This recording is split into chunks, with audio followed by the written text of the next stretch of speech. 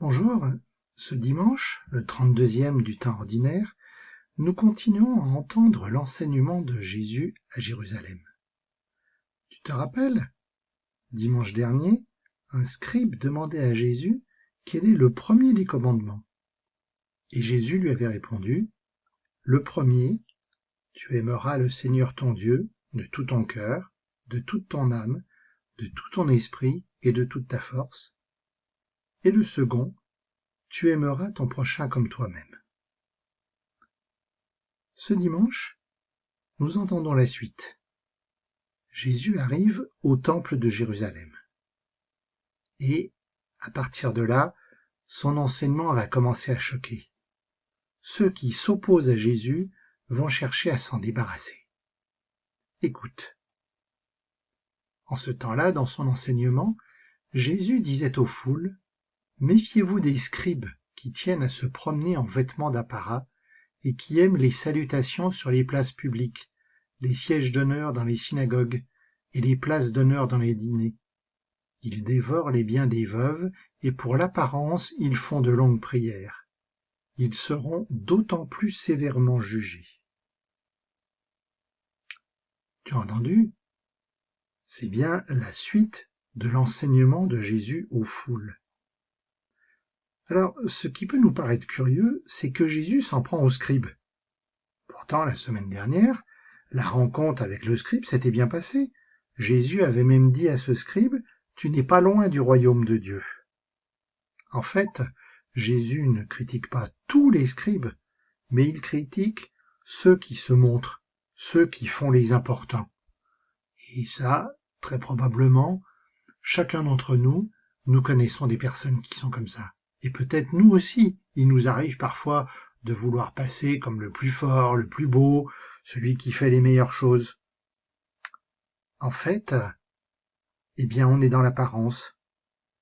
Ces scribes se montrent comme des grands personnages, se montrent comme des gens qui prient, mais finalement, ils n'ont rien dans le cœur.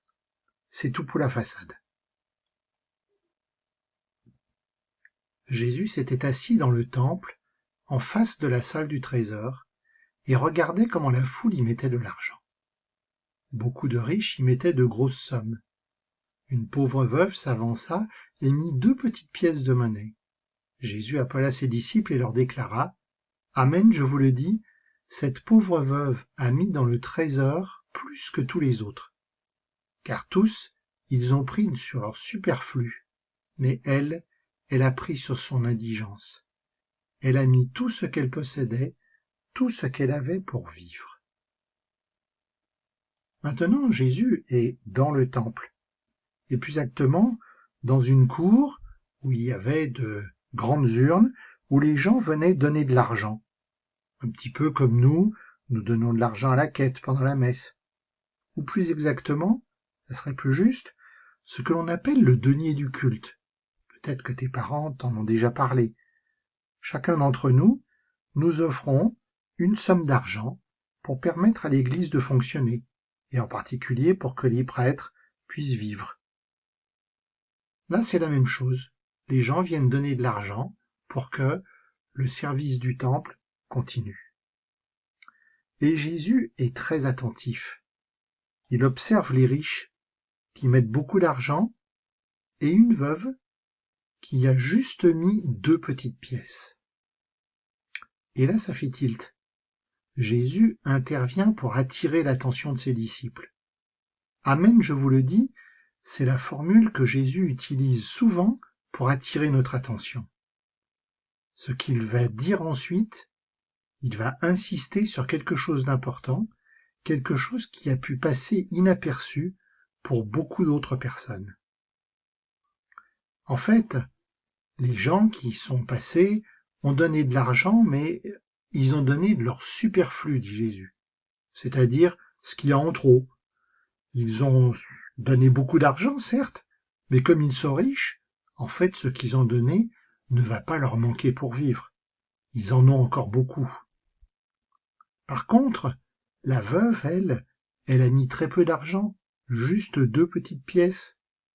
Mais par contre, elle a mis ce qui lui permet de vivre, ce qui lui permet les choses les plus nécessaires pour sa vie. C'est ça qu'on appelle l'indigence.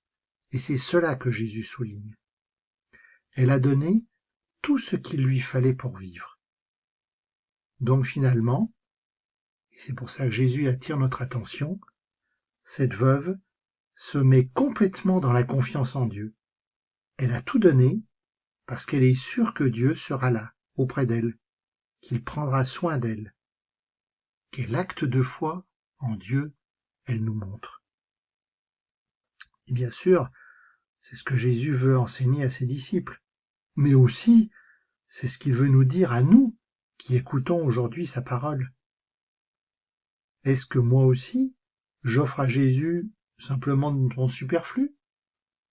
Bon, je lui donne bien un petit peu de temps en temps, quand il m'en reste, pour prier, pour aller à la messe, peut-être pour être un peu plus attentif, à être à l'écoute de l'autre. Ou bien, est-ce que j'offre à Jésus mon indigence? Je lui offre certes ce que je peux, mais ce que je peux, c'est toute ma vie que je lui confie. Parce que j'en suis sûr, quoi qu'il m'arrive, Jésus est toujours là, près de moi. Prends ton sourire et donne-le à celui qui n'en a jamais eu. Prends un rayon de soleil et fais-lui percer les ténèbres. Découvre une source et purifie celui qui est dans la boue. Prends une larme et dépose-la sur le visage de celui qui ne sait pas pleurer. Prends le courage et mets-le au cœur de celui qui ne peut plus lutter. Découvre un sens à la vie et partage-le avec celui qui ne sait plus où il va. Prends dans tes mains l'espérance et vis dans la lumière de ses rayons. Prends la bonté et donne-la à celui qui ne sait pas donner. Découvre l'amour et fais-le connaître à tous.